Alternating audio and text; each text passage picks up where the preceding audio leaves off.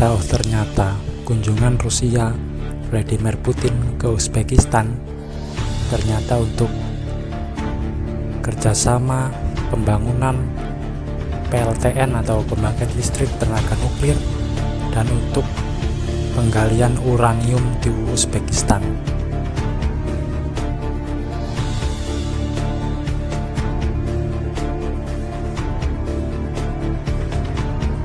Kini geopolitik di area kawasan Asia Tengah khususnya Uzbekistan, Kazakhstan atau Kyrgyzstan cukup panas lah bisa dibilang, karena ya Rusia ini telah membangun atau bekerja sama dengan Uzbekistan untuk mengembangkan atau membuat PLTN pembangkit listrik tenaga nuklir, bahkan 6 PLTN. Ini sangat luar biasa. Ini bisa mengguncang geopolitik di kawasan Asia Tengah. Ini menandakan bahwa Uzbekistan dan Rusia telah erat bekerja sama atau cukup luar biasa. Mengingat PLTN bahkan 6 PLTN itu sangat luar biasa.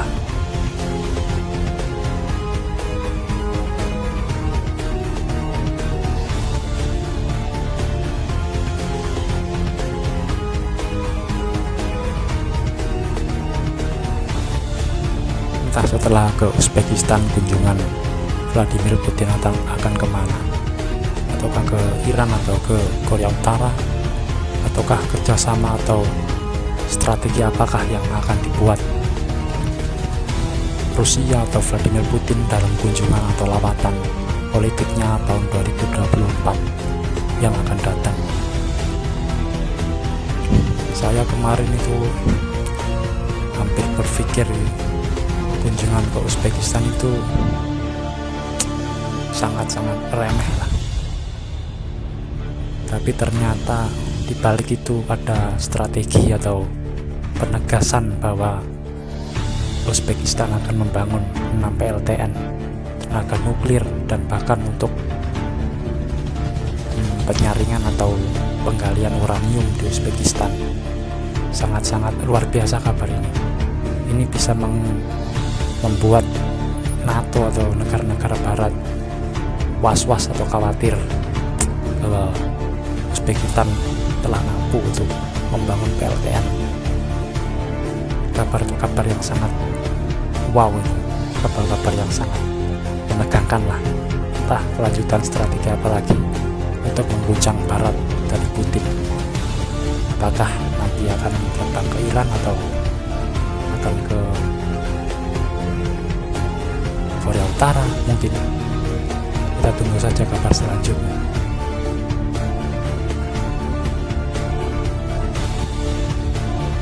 Ini adalah kabar yang sangat aneh. Katanya bulan depan Zelensky dan Rusia akan sepakat atau menyepakati MOU atau kesepakatan bersama tentang perang, keberpanjangan perang ini. Ataukah berhenti ataukah lanjut?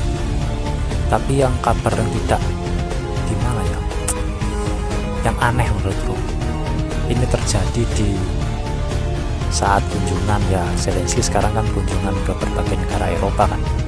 Kabarnya kemarin itu Zelensky menerima 30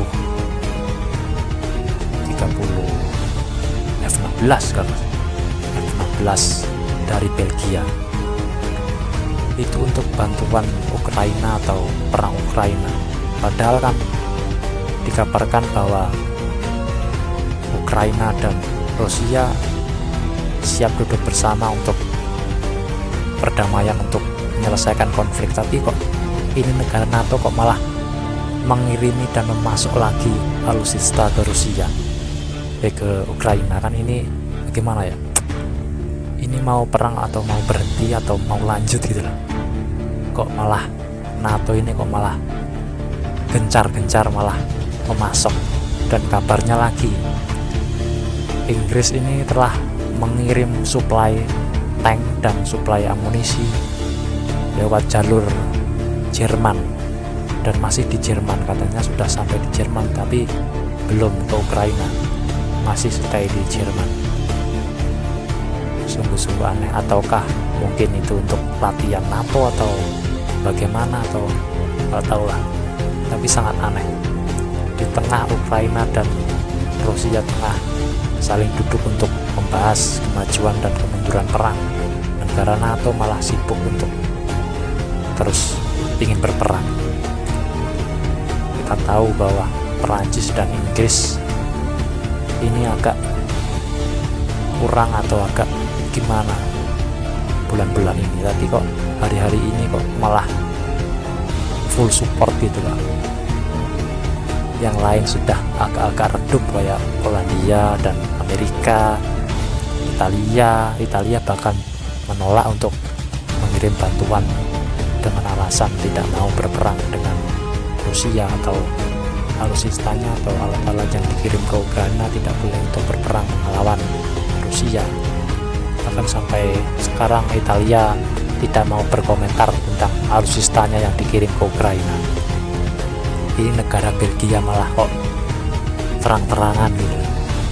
Bahkan Polandia agak-agak surut, Kanada barang agak-agak surut, tidak berkomentar seperti hari-hari lalu lah. Entahlah peperangan ini akan berlanjut atau memang berhenti di Swiss bulan depan. Kita tunggu saja.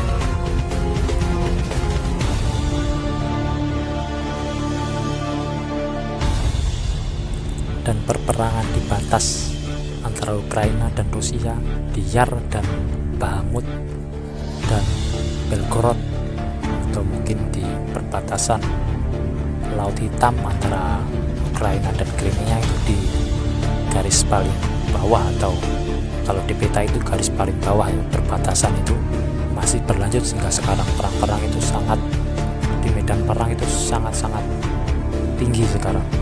Mungkin kemungkinan Rusia itu ingin mengepung semua wilayah dari semua batas, itu ingin dikepung, dikelilingi oleh Rusia. Itu ingin sekali, mungkin strateginya kayak gitu.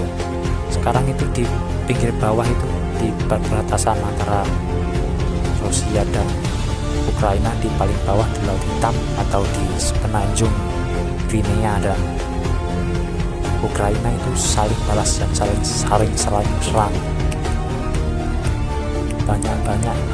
Banyak korban sekali di situ, daripada di Bakhmut atau di paling barat Ukraina, di paling selatan atau di paling bawah peta Ukraina itu saat ini semakin panas perang.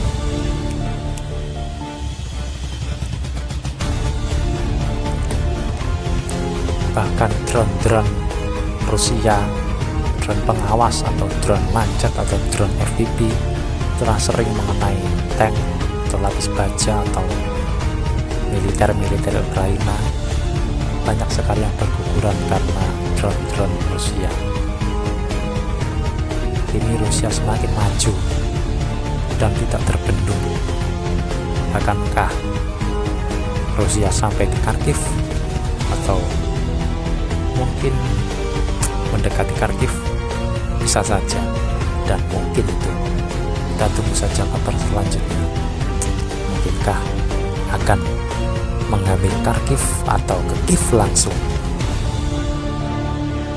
Sangat-sangat mudah untuk bilang, tapi ya kenyataannya ya cukup sulit, karena Ukraina sangat-sangat defense-nya sangat kuat, apalagi bantuan dan amunisi serta alutsista dari negara barat cukup banyak dan masih tersisa.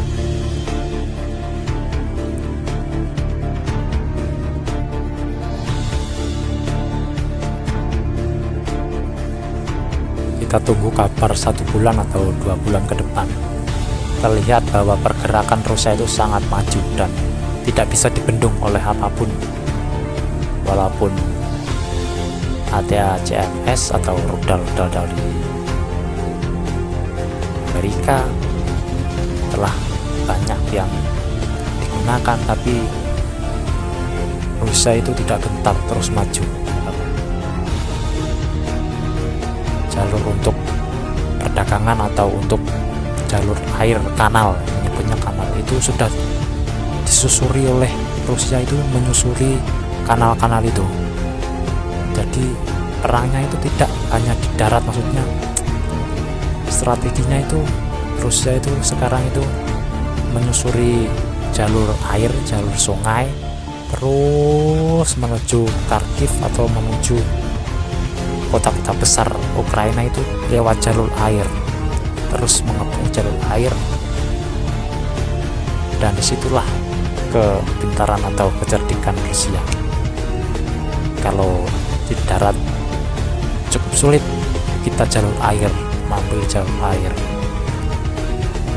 terbukti efektif jalur air, bukan hanya jalur darat atau jalur udara lewat rudal-rudal Iskandar atau rudal-rudal TOS atau apapun itu, Panzer, tapi Rusia terus bergerak maju lewat kanal-kanal, lewat sungai, lewat jalur air, telah mampu untuk menaklukkan wilayah-wilayah atau pos-pos militer di Ukraina.